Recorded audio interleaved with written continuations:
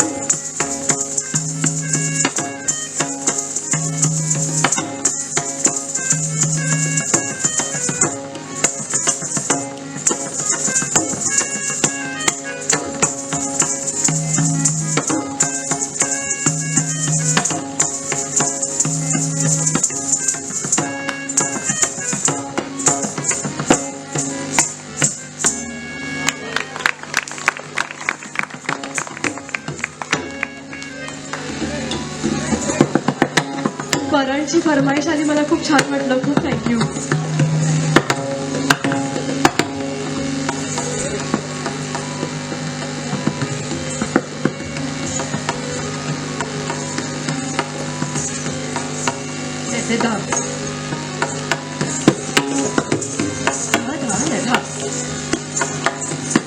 वरण हे पखवाजचे बोल असतात, जोरकस बोल असतात. तशा मुवमेंट्स मध्येही जोर असतो, फोर्स असतो. तिनता आणि म्हणण्यात पण अपेक्षित आहे, प्रयत्न करते.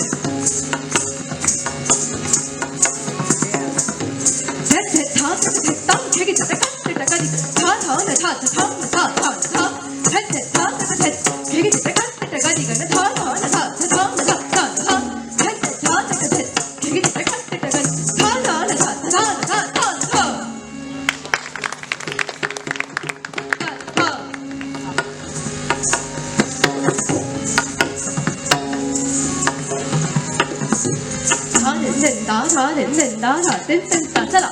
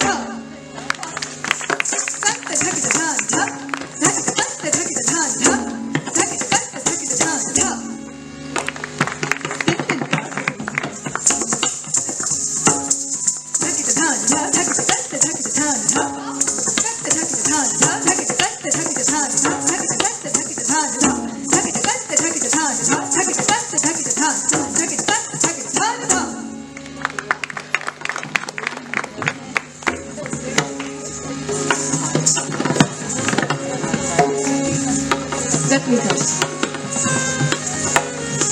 गत निकास हे कथक नृत्याचं एक समृद्ध अंग आहे. कथक नृत्याचं वैशिष्ट्य तुम्ही बघाल की थाटपासनं विलंबित लयपासनं सुरुवात झाली. जो ठहराव आहे, थाटमध्ये उभं राहणं आहे, शांतता, ते असं चढत चढत जातं. नृत्याची पहिली बंदिश जेव्हा आमद आम्ही करतो, दोन्ही बाजूला ताठे येतात, हस्तक जास्त जास्त अजून ॲडव्हान्स म्हणून त्यांना होत जातात. तोडे तुकडे बघितलेत, गिनती आल्या, फुटवर्क आलं.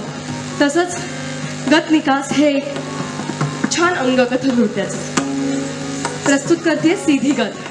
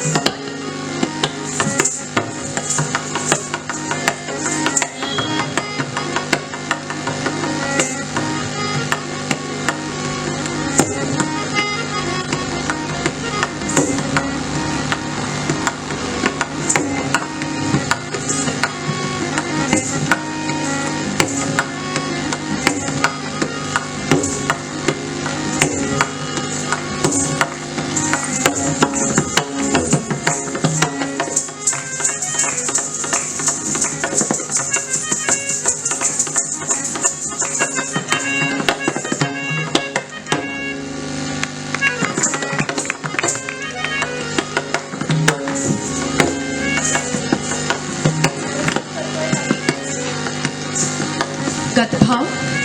गतभाव म्हणजे ज्याच्यामध्ये कथानक असतं. कोणतेही शब्द त्याच्यासाठी आम्ही वापरत नाही, केवळ हस्तमुद्रांमधनं, एक्सप्रेशन्सनी आणि अर्थातच यांच्याबरोबर वेगवेगळ्या कथा ज्या पुराणातल्या आपण ऐकत आलो आहोत, त्यापैकी काही गतभाव आम्ही प्रस्तुत करतोय. पहिली कथा आहे माखन चोरी. कथा बहुतेक तुम्हाला माहिती असेल सगळ्यांना. मी एक्सप्लेन करण्यापेक्षा तुम्ही बघा, जास्त कळेल तुम्हाला.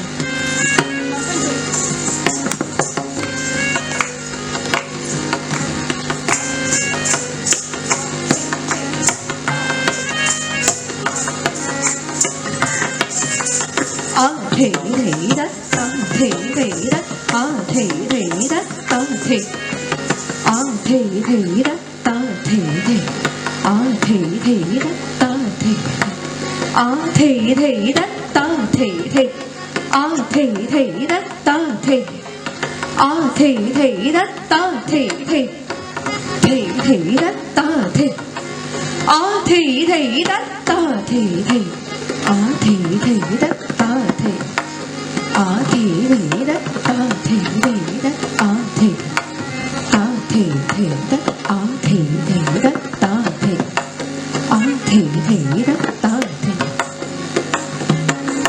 ता थे रे दा आ थे रे दा ता थे थे थे दा ता थे थे आ थे रे दा ता थे थे आ थे रे दा ता थे थे आ थे दा ता थे थे आ थे दा ता थे थे आ थे दा ता थे थे दा आ थे दा ता थे थे आ थे दा ता थे थे आ थे दा ता थे तत आ थे तत ता थे तत आ थे तत ता थे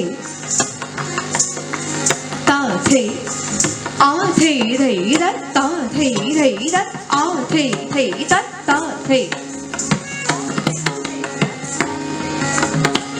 कट ता थे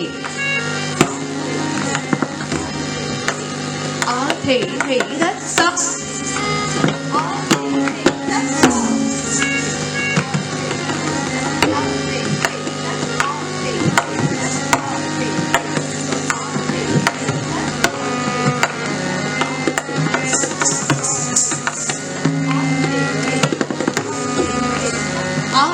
thề đất ta thề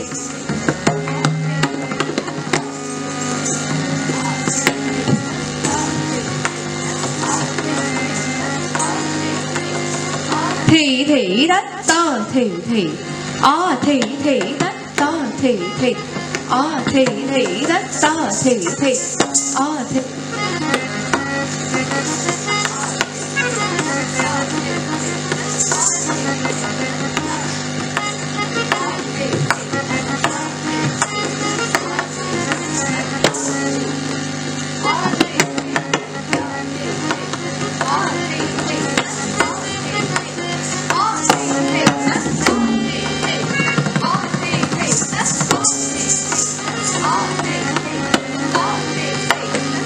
thề thề thề thề thề thề đất ta thề thề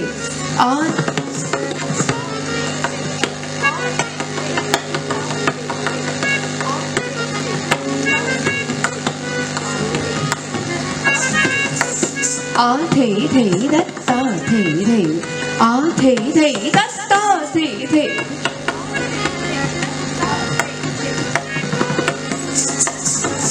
thề đất thề thề đất ta thề thề thề thề đất ta thề thề thề thề đất ta thề thề thề thề đất ta thề thề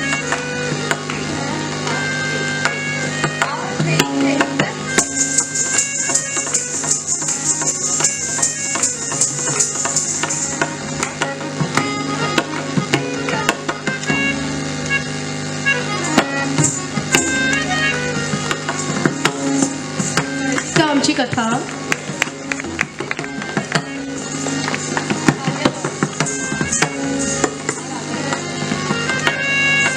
Kaliya दमन थे थे दत ता थे थे दत थे थे दत ता थे थे दत ता थे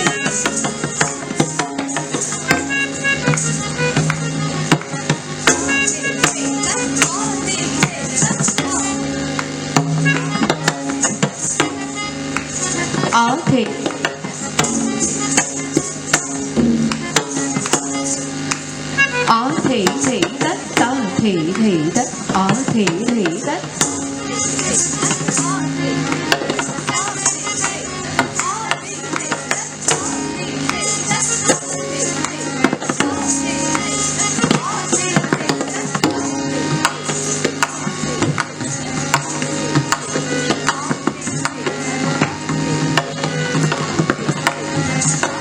thề đất thề thề đất ta thề thề thề thề đất ta thề thề thề thề đất ta thề thề thề thề đất ta thề thề thề thề đất ta thề thề thề đất ta thề thề thề thề đất ta thề thề thề thề đất ta thề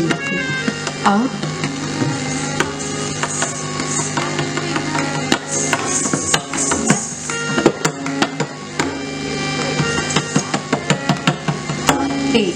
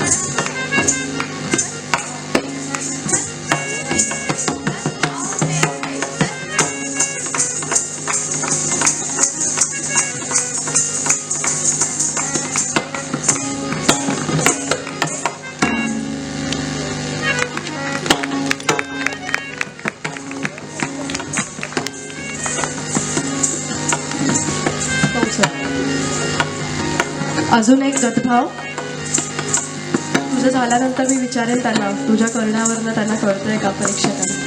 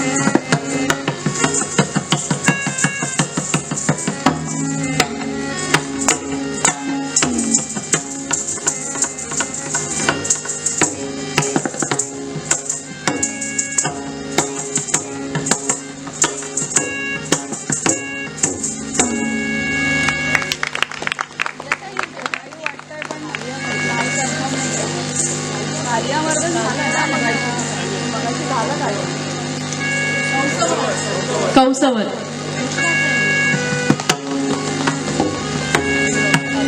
एक शेवटचा गतभाव ज्याच्या निमित्ताने आपण सगळेजण इथे जमलेलो आहोत. प्रयत्न करतोय दत्त जन्माचा गतभाव. पहिल्यांदाच आम्ही हा प्रयत्न करतोय नरेशन आणि नृत्यातून.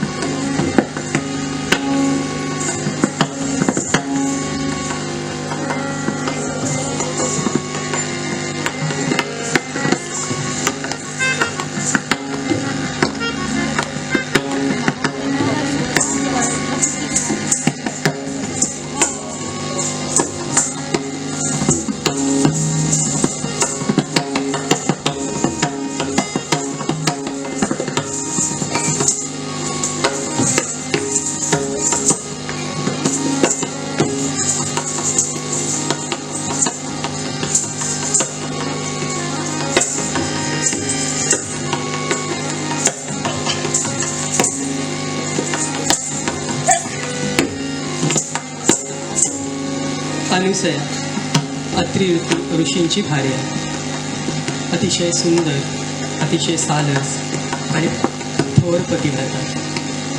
आपल्या पातिव्रत्याने, आपल्या आदर आतिथ्याने तिने सगळ्यांची मने जिंकून घेतली होती आणि तिचा पुण्यप्रभाव इतका वाढत चालला होता की तिला सद्गुरुपद प्राप्त होण्याच्या अगदी जवळ होतं. असे म्हणतात की अनुसया ज्या वेळेला चालेल त्यावेळेला जमीन मऊ होईल. का तर तिच्या पायात खडा टोचू नये. वारा हळूहळू आहे.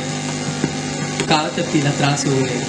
ऊन हळूहळू तिच्या अंगावर पडत असते, तिला त्रास होऊ नये. आणि या सगळ्यांच्या मनात एकच होती की जर तिने शाप दिला तर कोणाकडूनही शाप किंवा त्याला कोणतीच गती नाही. आणि तिने जर आशीर्वाद दिला तर स्वर्ग किंवा कोणतंही जे मोक्षपद आहे ते अगदी सहज प्राप्त होतं. सीतेचा हा अनुसयेचा हा पुण्यप्रभाव वाढत चालला आणि त्यामुळे इंद्राचं पद डोलायला लागलं. कारण अनुसयेने जर कोणालाही अगदी सामान्य माणसाला देखील आशीर्वाद दिला तर त्याला इंद्रपद प्राप्त होऊ शकतं. ही भीती इंद्राच्या मनात निर्माण झाली आणि तो 3 देवी पार्वती, लक्ष्मी आणि साधना यांच्याकडे गेला आणि त्यांच्याकडे जाऊन त्याने ह्या अनुसयेबद्दल निंदा करायला सुरुवात केली. त्याने सांगितले की तुझ्यापेक्षा थोर पतिव्रता तर भूलोकावर आहे. तिच्या एका वराने कोणालाही स्वर्ग मिळू शकतो, इंद्रपद मिळू शकतं. तुमची पूजा का करावी? सर्वांचं तिची पूजा करणं योग्य ठरेल. हे ऐकून तिन्ही देवींचा अगदी जळफळाट झाला.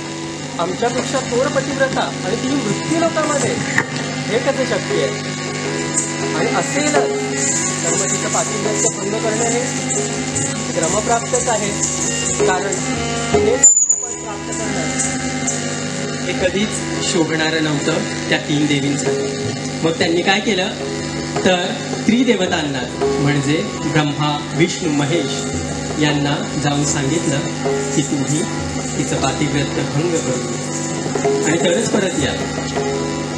तिन्ही देवता दुपारच्या वेळेला ज्यावेळेस अत्रि ऋषी घरात नव्हते त्यावेळेस अतिथीवरून अनुसयेच्या आश्रमाबाहेर आले.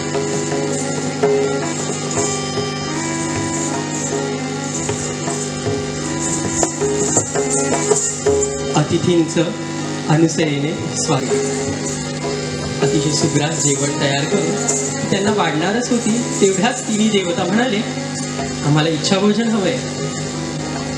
अनुसयेने विचारलं काय इच्छा आहे बरं तुझी? ते म्हणाले तुझं सौंदर्य पाहून आम्हाला अत्यंत मोह झाला आहे. तू विवस्त्र होऊन आम्हाला अन्न वाढावंस, आम्हाला भोजन करू घालावंस अशी आमची इच्छा आहे. अनुसयेसमोर फार मोठा पेच निर्माण. ती अंतर्गृहात गेली आणि विचार करू लागली की ज्या अर्थी अशी अतिशय वेगळी अशी इच्छा हे 3 साधू व्यक्त करत आहेत त्या अर्थी नक्कीच हे कोणतरी योगी पुरुष अथवा परमेश्वर आहे. त्याशिवाय ही अशी इच्छा व्यक्त होणे शक्य नाही. सद्गुरु चरित्रात याबद्दल अतिशय सुंदर ओळी दिली. माझे मन असता निर्मळ काय करील मनमत खळ असेल पतीचे तपफळ तारील मज.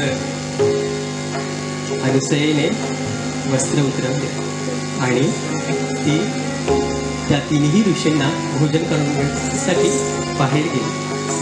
3ही ऋषींवर पाणी शिंपडले आणि काय तो चमत्कार. 3ही ऋषींची बाळे झाली. रडू लागली, भुकेने व्याकुळ होती, अन्न मागू लागली, आई आई करू लागली. आईच्या मायेने अनुसयेने तिघांनाही जेवू घातलं. लाडे लाडे चिवकाऊंच्या गोष्टी करून घेऊन घातलं आणि झोपावलं आणि पाळण्यामध्ये घालून त्यांना जोजवलं.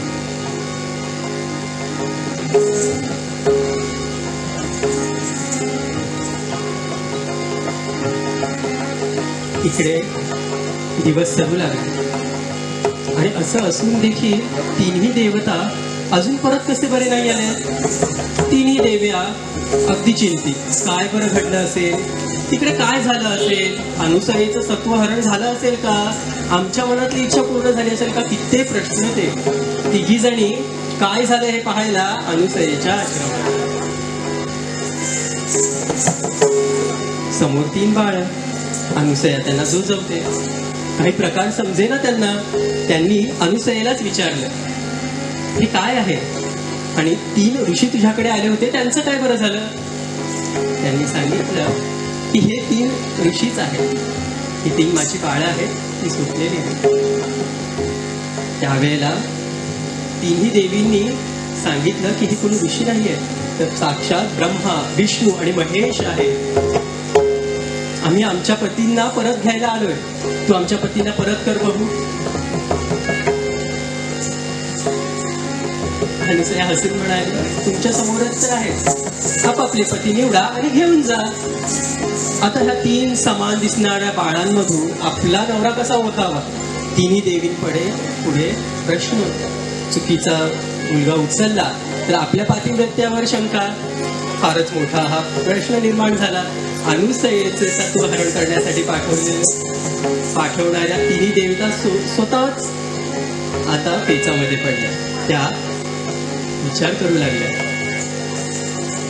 आणि शेवटी काहीच मार्ग सुचला नाही, म्हणून अनुसयेला शरण गेल्या आणि सांगितलं, माते अनुसये, तूच आता सांग की यातला ब्रह्मा कोण आहे, विष्णू कोण आहे आणि शंकर कोण आहे? अनुसये जी अतिशय पतिव्रता होती, साध्वी होती, तिने 3ही देवांची ओळख करून दिली. आणि जशी जशी तिने ओळख करून दिली तसे तसे 3ही देव आपल्या स्वतःच्या रूपामध्ये प्रकट झाले.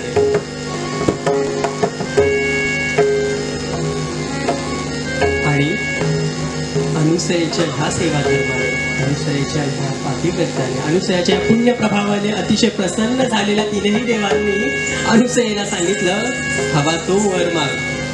आज तुझ्यासाठी सगळे काही आम्ही तुझ्या चरणाशी वाहू शकतो. अनुसयेने सांगितले, ज्या पद्धतीने तुम्ही माझ्या पाळण्यात बाळ म्हणून होता, तसेच इथे राहा माझे पुत्र बनून. म्हणूनच ब्रह्माचा अंश, विष्णूंचा अंश आणि श्री शंकरांचा अंश असे 3 पुत्र अनुसयेला प्राप्त झाले. आता शंकरांचा अंश कोण? तर दुर्वास ऋषी. ते म्हणाले, आम्ही तर तपस्वी, आम्ही जाणार तप करायला, इथे राहू शकत नाही. त्यानंतर ब्रह्माचा अंश चंद्रमा. ते म्हणाले, आम्हाला तर तारांगणात जायचं आहे, इथे थांबून चालणार नाही. पण विष्णूचा जो अंश आहे दत्तात्रेय, त्यामध्ये आम्हा तिघांचाही अंश राहील आणि तो तुमचा पुत्र बनून तुमची सेवा करेल आणि ह्या जगाचा देखील उद्धार करेल. अशा प्रकारे दत्तांचा जन्म झाला.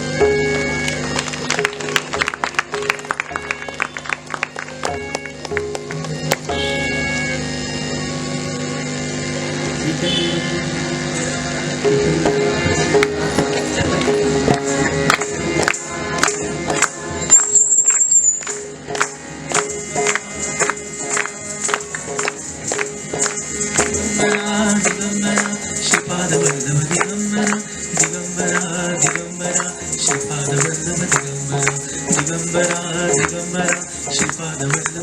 दिगंबरा श्रीपाद वल्लभ दिगंबरा